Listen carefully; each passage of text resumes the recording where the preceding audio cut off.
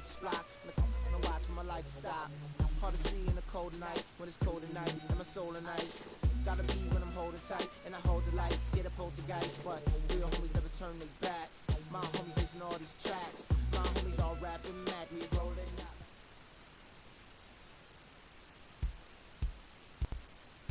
I'm coming home, New York City, baby. I'll be honest, I'm pretty excited. Mama, Pops, and Cece, yeah, they're gonna be there.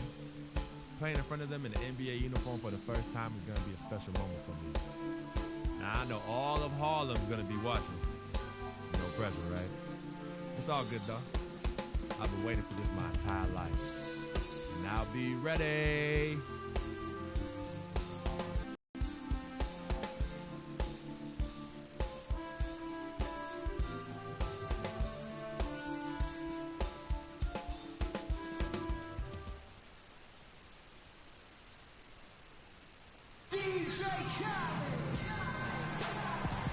This is 2K Sports broadcasting from Brooklyn, New York, as the Nets take it to the hardwood here at the Barclays Center. And for the Milwaukee Bucks, they come into tonight's game after the loss to the Raptors in Toronto. And that does your confidence guys no favor. They got manhandled in that one. It wasn't pretty. And the issues they had defensively, in part, I thought, was a huge factor. Really compounded, I think, because it was a road game for them. Well, you know, they gave the crowd a bunch to cheer about, and when you do that, you put yourself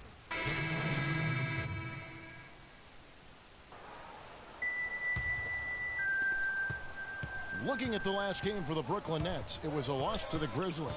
Just looking at the stat sheet, they gave far too many free throws away in that game. Maybe it was the noise in the building or something, but they really looked rattled. Well, Greg, I don't know if it was the biggest reason for that loss, but all of those misses from the stripe clearly had an impact on that game. Nets were pretty far back from relevance at times last season, as we saw. It took a late season hot streak for them, Greg, to get into the playoff picture. Yeah, and that was a neck-and-neck race with the Pacers right till the very end. Not exactly what they had in mind at the start of the season, but they did pull through. And that one's good. Freak.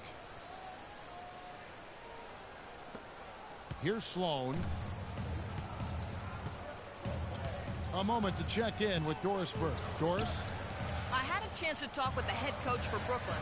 This is their first matchup of the season against this squad, and he knows the shot blocking in the middle will certainly be an obstacle. But he said, quote, "We've got to remain aggressive and continue to attack." Guys, he said that putting their bigs in high pick and rolls and shooting the open jumper with confidence will be key. We'll see how they do. Terrific, Doris. Thanks. They put a lot of thought into how they're going to match up against the opposing defense, guys. And so they should, because that's what it's going to take. This is such a tough D to break down. They're going to have to play a smart game offensively. Well, there's no denying that. I mean, you're not going to get by on skill alone. I mean, you've got to have the strategy and the skill working together. Picked away. And 1:01 left in the first quarter of the game. Down low. Here's Bargnani, and the layup's good off the glass. Not much defense to speak of yet here, guys. Nope, it's been all offense, fellas, all the time here early. Freak with it. 6 points for him. Hollis Jefferson with the rebound. Coach is liking Clark what he's seeing from his offense. And shoot, why wouldn't he? I mean, guys, they're filling it up with ease, executing, getting quality shots. I mean, this is fun to watch. And guys, they put the defense on the defensive. There's a screen by Robinson. Down to 5 on the shot clock. Shot on the wing. The offensive rebound. And Bogdanovich kicks to Sloan. Pass to Hollis Jefferson. To the middle. Fader on the way.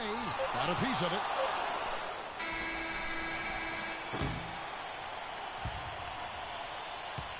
A nice first quarter of play. We've seen plenty of offense so far. Bucks lead by 2. And we heard from John Henson before the game, a player on the rise. He feels he still has a lot to prove. defensively, offensively. I think I'm better offensively than people give me credit for, and I'm stronger than I look. And that's something that I'm trying to prove this year, as I've been proving the last 3 or 4, so it's going to be fun. Well, it sounds like he still feels like he has something to prove, Greg, but Bargnani is checked in for Lopez. Robinson comes in for Young. Hollis Jefferson's checked in for Joe Johnson. And Bogdanovich is subbed in for Donald Sloan.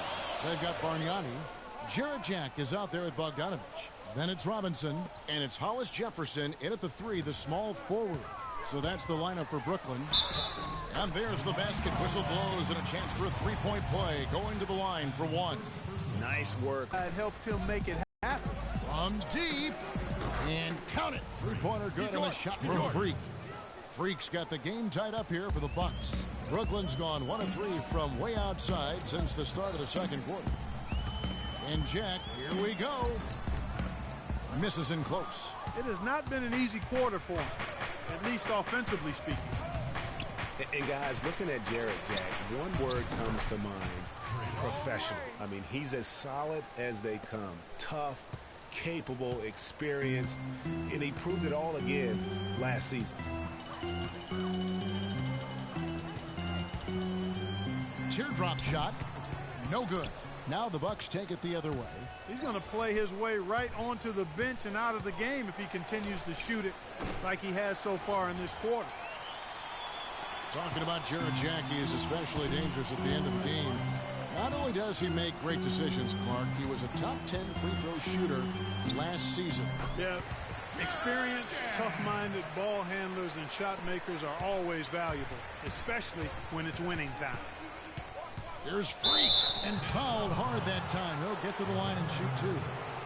And Jason Kidd has seen a lot of things in his first few years of coaching. Already changed teams once, and it had some personnel issues, but you cannot deny that he knows how to get the most out of his team.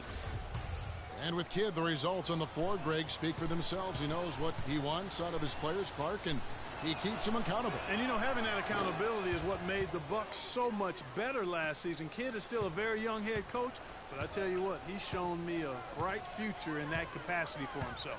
There's the dish to Bogdanovich. That one goes. Count it. Bogdanovich has got 8. And defensively, they are on their heels every time the ball comes inside. Yeah, I think they've got to ramp up the aggressiveness, Greg. I mean, if they don't, things are just going to get worse from here. Here's Freak. Makes the bucket. Now he's got 5 field goals, 5 for 8 in the game. They're in the position they're in right now, thanks in no small part to the show that he's putting on in this period. Down low. And the shot is good. The Bucks lead has been cut down to 1 on the bucket from Bogdanovich. That's the 3rd bucket in a row from the paint. This defense needs to clog those lanes in the middle much more effectively.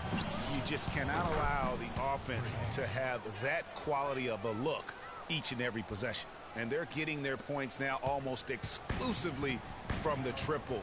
4 of their last 5 makes are from beyond the arc. And, Greg, it's hard for me to watch this. I mean, the defense practice.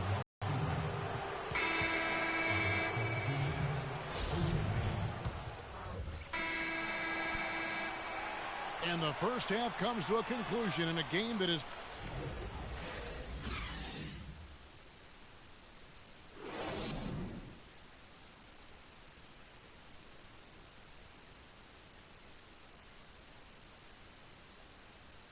Ladies and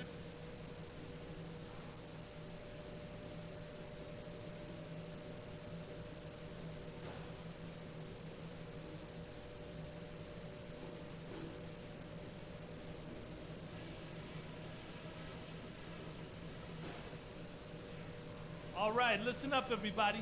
The second half doesn't have to be as close as the first if we pay attention to a couple of things. The top thing for me has been that we've come up with some decent buckets because we made a savvy play on D, caused a turnover, and gotten easy scoring chances. I want to see more of that. Our defense leading straight into... ladies and gentlemen, your Brooklyn... We have a close ball game on our hands as we get set for the second half of basketball. Brooklyn making some changes. Bargnani comes in for Bogdanovich.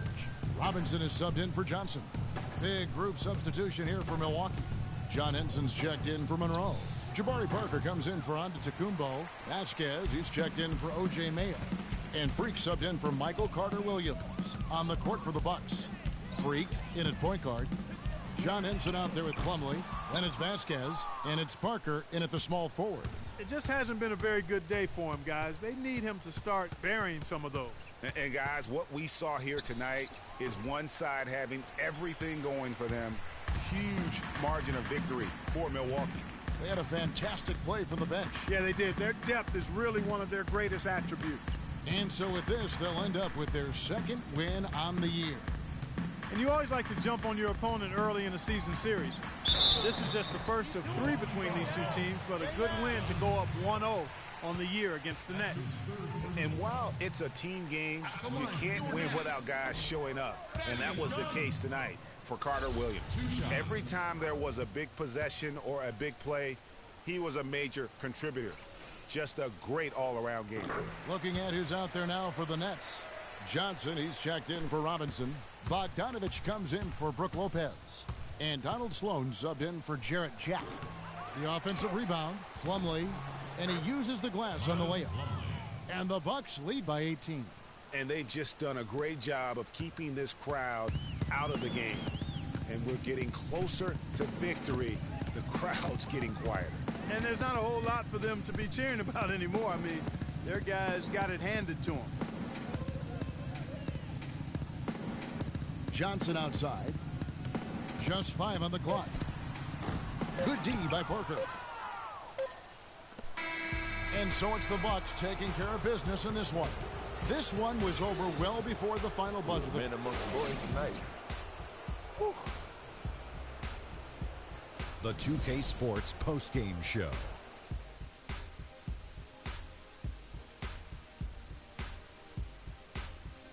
Thank you, Kevin. And now we get a chance to present our Jordan Player of the Game, Michael Carter Williams. He was on his game tonight from an offensive standpoint, whether it was score. And folks, that's it for us. Thank you for tuning in. Always a pleasure.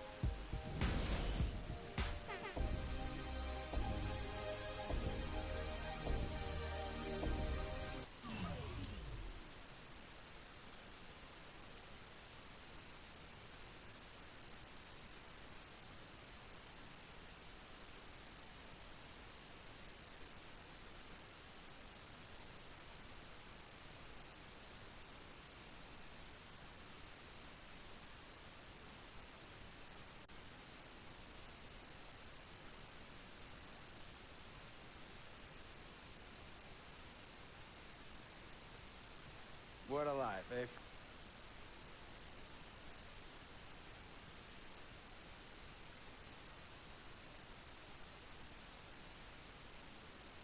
Tell you about Vic. He has his bad rap. It's not, and I understand some of his judgments might shadow his actual